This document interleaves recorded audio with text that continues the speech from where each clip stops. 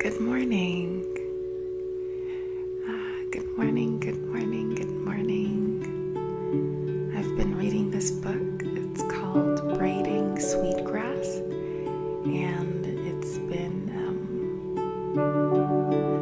very, very wonderful and helpful and healing on a practical level. And when I say practical, I don't mean healing of the body, but practical in that it is very mercurial, Virgoan kind of healing.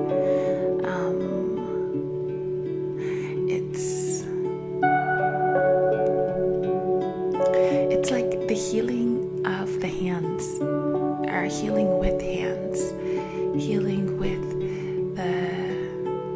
healing maybe what is taken for granted. You know, like when I think about our hands, I think about them as a part of our body that we take for granted. Our hands are very process oriented. And it's all about the process of how I wash dishes. It's about the process of how I clothe my body in the morning, how I wash my body, how I practice skills that I've learned, and I use them efficiently in a way to save time, in a way to organize my time. Like, it's very practice and routine based. And this book has been helping me heal on this level. Braiding Sweetgrass seems to be a book that's about reciprocity, generosity, and gratitude. I'd say most of all gratitude. And I feel that's the aspect that is where the healing comes in, is that it's reminding me to practice sowing gratitude into the work that I do. I think when it comes to affirmations, a lot of us don't really get the full benefit of affirmations, because to us they just feel like words, like, oh, I am powerful, I am positive. It's like, okay. But I feel like the juice of an affirmation really starts to work when we churn it. And that word churn is a word I learned from the meditation center.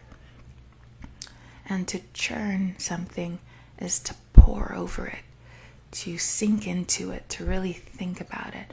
Think about it in its components. But I guess the aim with churning is that the churning takes me somewhere deep in a feeling way. So it's not just thinking about the mechanics of something, or even thinking in a mechanical way, although maybe I've got to do that to get the process started. The goal is to make connections with my feelings, with my heart, with my memories, connections with ways of being that maybe I've noticed in myself, with attitudes, but to do so from a space of gratitude, flexibility, learning, humility, appreciation, with a feeling of reciprocity, that I'm open and willing and want to bring in good things and nurture good things into my life. And that's why I'm pouring over, churning, turning over this beautiful thought. And this beautiful thought is, in the West, what we call an affirmation. And many things can be an affirmation. You know, I don't know if I'm going to choose to make the comparison. I even think about the word mantra. And actually, I read a story where someone received a mantra from, I guess, like a spiritual leader in India. And this is like kind of like a folktale kind of thing. But it's a mantra that is not meant to be repeated to anyone else. The mantra is just for that individual. And it makes me think about the power of blessings. I mean, that's really what a mantra or an affirmation is. It's a blessing.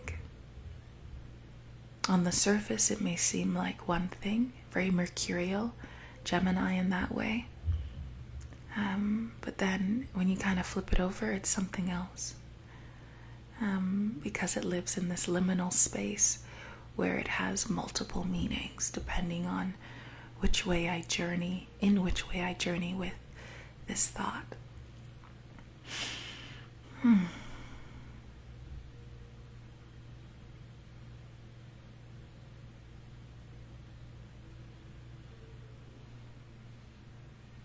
And in the same way, I feel this podcast is a blessing and a journey.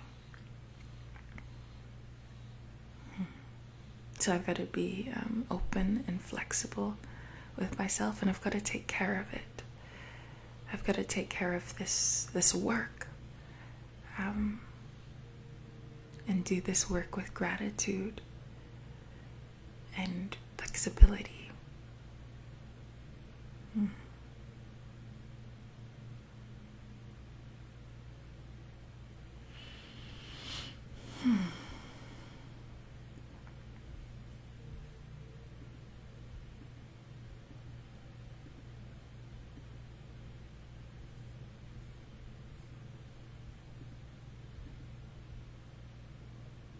And to honor something is to recognize it for its value, its worth, its purity.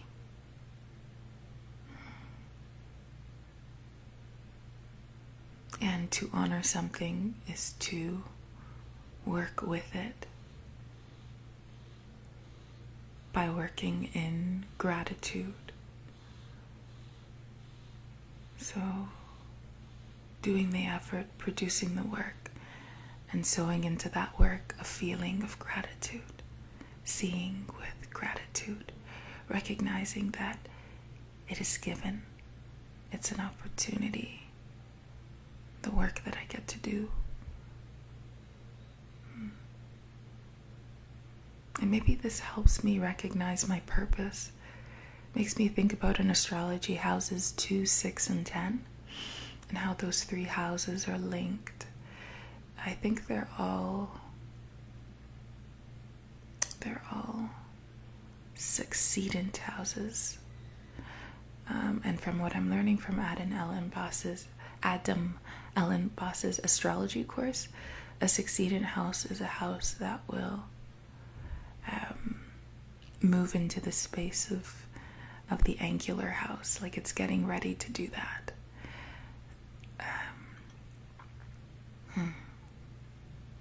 Oh no, that's not true. That's the wrong that's the wrong thing. But this makes me think about houses 2, 6, and 10, because the 6th house is the house of routines, the house of pets, right? And when we take care of our pets, it's a very routine thing. It's all about organization. It's about the jobs that we do in the world. And then the 10th house is about, I wonder if I could say purpose, but it's about my life's ambition, what I'm working towards, what I'm working to build or grow or manage. Yeah.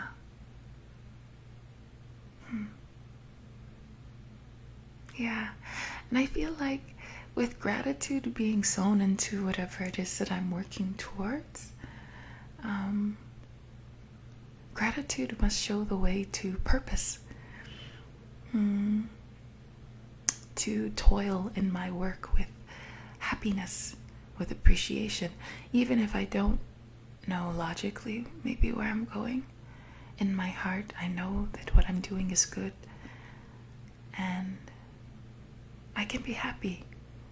I know that I am good. And I feel like this paves the way for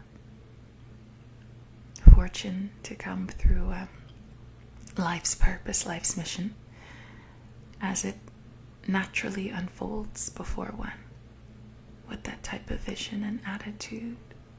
And there's a reciprocity there, right? When I'm feeling grateful, there's this openness, there's this willingness to expand and appreciate and experience. And in that willingness, then there's space, there's room for more good things to come, to flow to me. It's making me feel about Virgo Pisces axis and Aries Libra axis.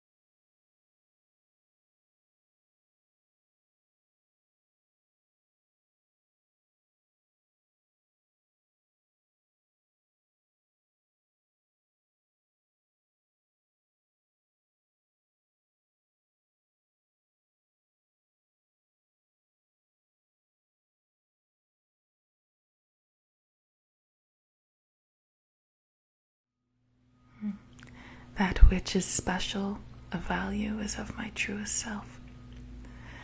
I'm going to read like some journeyings, reflections that I had whilst reading this book. To honor something is to recognize it for its value, its worth, its purity. To see it and see it for what it is, its essence, respecting and recognizing who its essence is from. God. Good.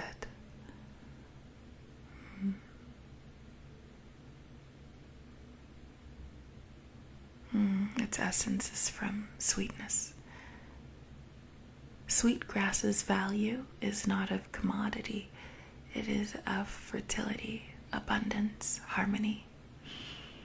The thing is honored, it's valuable, it is of value. It is honorable, meaning it is of value. To honor is to celebrate. When a gift is given, I must respect it. To respect it is to honor the terms of the agreement. To honor, to respect, to appreciate, to give of something, to give from something special inside. That which is special, of value, is of my truest self. This is where gifts are to come from, the seeds, the feelings which motivate grace, good attitude, cheer, a personality of abundance, positivity, purity, sweetness, innocence, uplifting vision. It's not for me to objectify by making it part of my narrative. It is of value. It comes from value. The soul, the individual,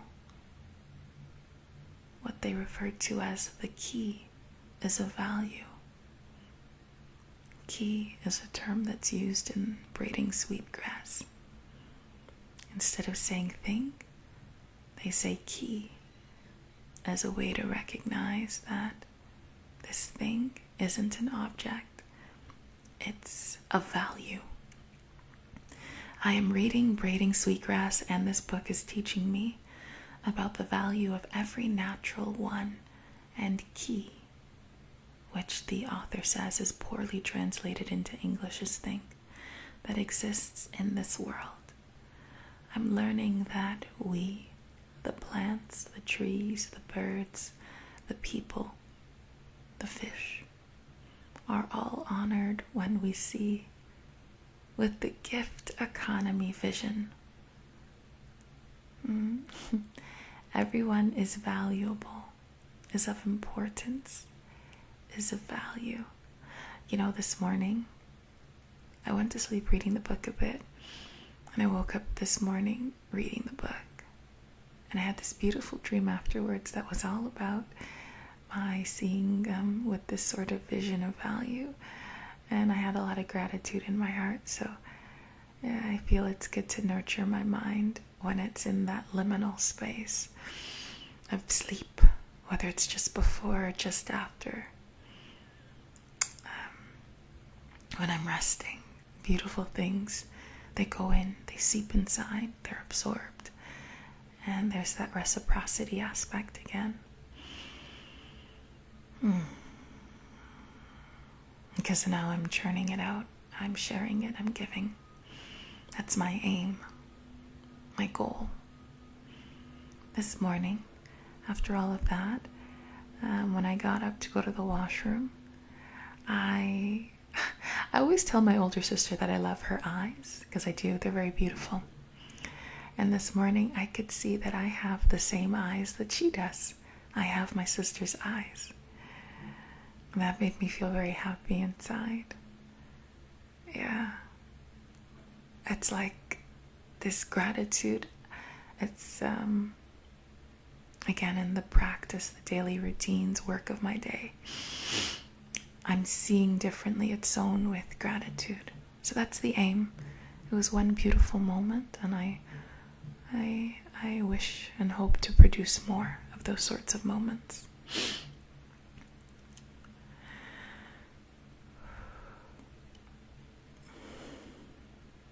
Everyone is valuable. Everyone is of importance and value. We come from these attributes, and we come from the one who holds all of these attributes immutably, eternally. God, good. God is good. The heartberry is what they call a strawberry. This is what I'm learning. The heartberry is a gift of the sun and of the earth. It is given. When something is given, it is appreciated. And I feel that definitely. I take better care of the things that I see as gifts, things that hold value to me. When it is marketed or commodified for profit, it is objectified, silenced, oversimplified, appropriated. And simplicity is a virtue, but to oversimplify is to strip rather than whittle something down to its essence. It's to strip away chunks and chunks. It's important to recognize and value the history of one, the history of what they've walked through, what they've seen. It may be to recognize that there are many different truths that lay in that story, that lay buried.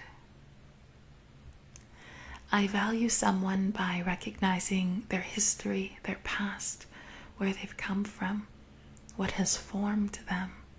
By knowing this, I get a sense of who they are, what they value, and just what that special quality of their value is, their je ne sais quoi. I look past their figure to see who they really are, who they are. And I value their figure insofar as it shares with me clues of their true identity, purpose, value life's history, life's story. What do my sister's eyes tell me about her? Her soul, her genuineness. That's what I think they tell me. Because when she smiles and I see the way her eyes crinkle upwards, I feel she has very mercurial eyes. My sister's a sun in Gemini. There's this sense, this feeling of genuineness that at least pours through for me. So it feels like a gift giving whenever she smiles for me. I value individuals. I value individuals. I value their needs in the moment by considering things. Her long history makes us experience her value even more. That's what's written in this Sweetgrass book about Sweetgrass. What she's been through, what she's experienced, the variety of her experiences that have made her who she is today. We honor this by knowing of her history and what makes her feel aglow. And this can apply to so many.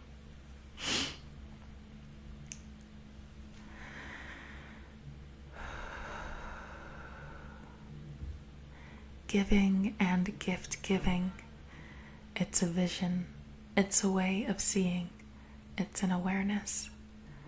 I want to be a better giver, a more respectful giver, a more respectful giver.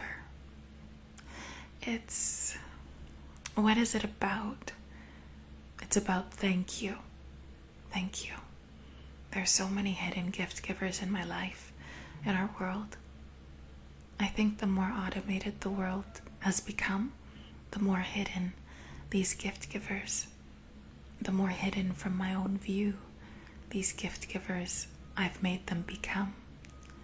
I think there's value in seeing as many parts, as many aspects of the thing, the process, the journey, the individual. There's value in seeing as much of this as possible.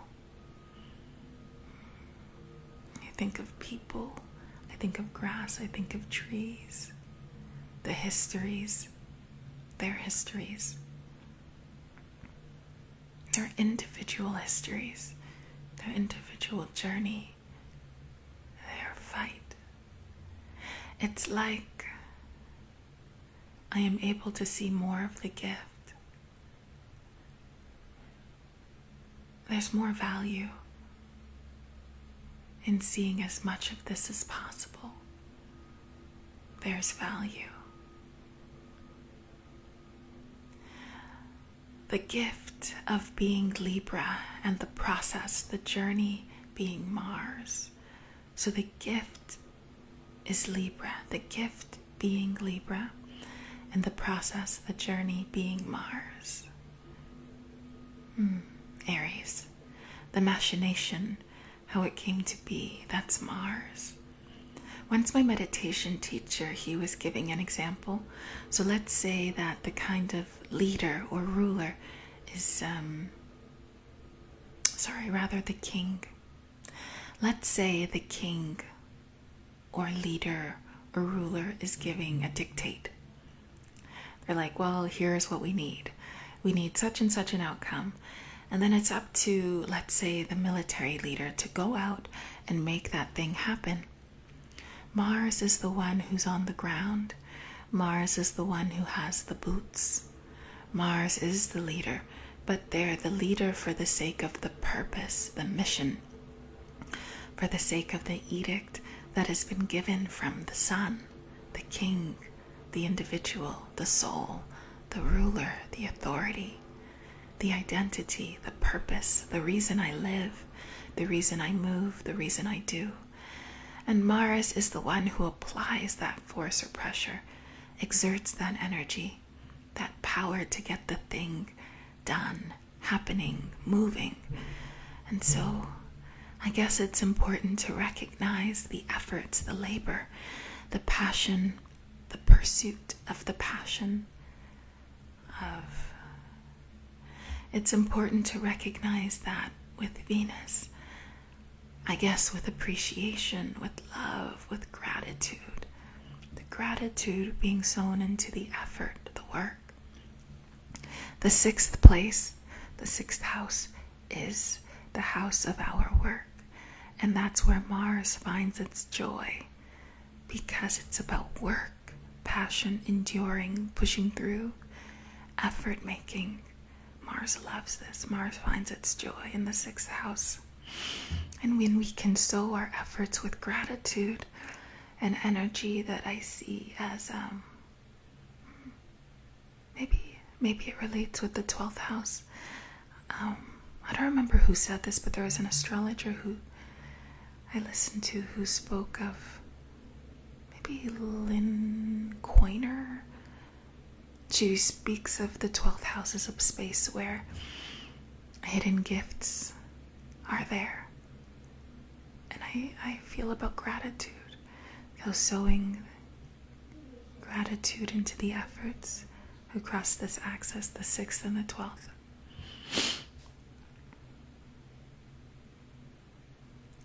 It's important to recognize that with Venus, I guess with appreciation, with love and gratitude, appreciating the soldier, the fighter, the warrior, the protector, and that may be a beautiful quality of Mars in Cancer when they get a feeling for their own power and how to use it.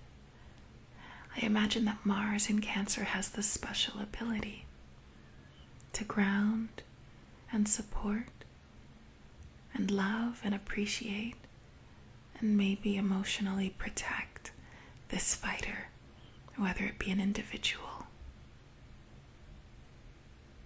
So let's say the Mars in Cancer is the one who's bestowing this energy, this gift, unto this more fighter archetypal person. Or if it's an energy, so the mothering qualities in myself come out. They come out to wrap and hold the parts of myself that feel downtrodden, exhausted, the parts of myself that have experienced hurt, pain, all in the pursuit of living life, all in the pursuit of many smaller pursuits that happen in the journey of life. So that's the beautiful thing about Mars in Cancer. Appreciation for the ones who bring the spoils of war, whatever that war may be. In this case, I'm speaking symbolically, because we don't know what they've had to endure, go through, and struggle to bring home what we need to feel at peace, at home, safe, happy, nurtured, content.